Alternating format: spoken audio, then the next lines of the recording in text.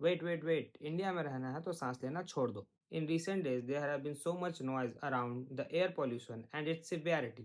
And after I checked, like fact checked, yes, the air quality was very severe. And to check the level of its severity, I compared it with the countries which have best air quality on this planet, like Oslo and New Zealand, and you get my point, right?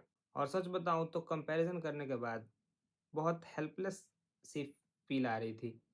Like I literally wanted to leave this country so bad. A country like India, जहाँ के majority लोगों का ये मानना है कि कण कण में भगवान है, बट जहाँ भगवान बसते हैं वहाँ की हवा इतनी पॉल्यूटेड आखिर कैसे हो सकती है? इनफैक्ट इंडिया में कोई ऐसी मेजर इंडिजिनियस मैन्युफैक्चरिंग रेवोल्यूशन भी नहीं हुई. हम पॉल्यूशन को डेवलपमेंट समझ कर एक्सेप्ट कर चुके हैं.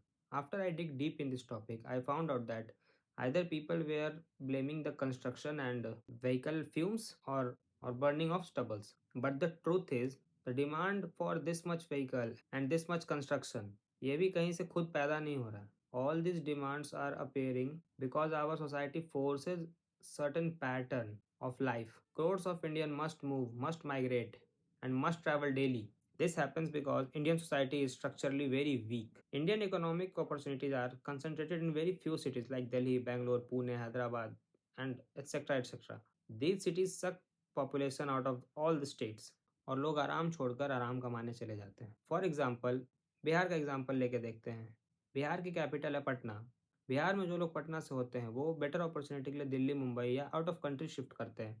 और जो बिहार के रूरल एरिया से आते हैं वो अपने होम सिटी को छोड़ के पटना आ जाते हैं. एंड माइंड यू, ये लोग मजबूरी में करते हैं, इट्स आउट ऑफ कंपल्सन, क्योंकि रूरल और टीयर टू सिटीज़ में हाई क्वालिटी जॉब्स ही नहीं है. और जो जॉब्स हैं भी वहाँ के लोग इतने पे भी नहीं करेंगे उन्हें कि उनकी डेली की रिक्वायरमेंट्स पूरा हो. और इसमें हमारे कल्चर का भी दोष है. Like everybody wants to do job, और सबको जॉब देना पॉसिबल तो है नहीं.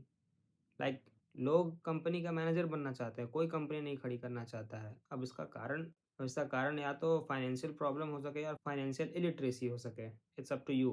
और जब करोड़ों लोग एक जगह पे माइग्रेट करेंगे तो घर की डिमांड्स तो बढ़ेगी ही.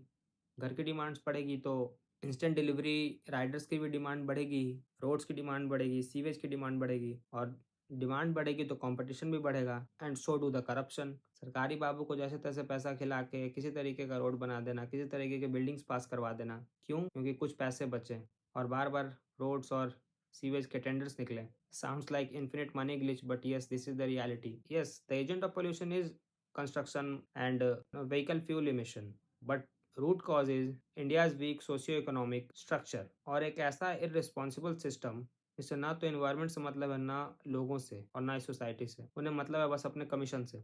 This country does not need air purifier. This country does not need air purifier. This country needs policy purifiers, क्योंकि यहाँ सांस लेने की कीमत जिंदगी से भी ज़्यादा है.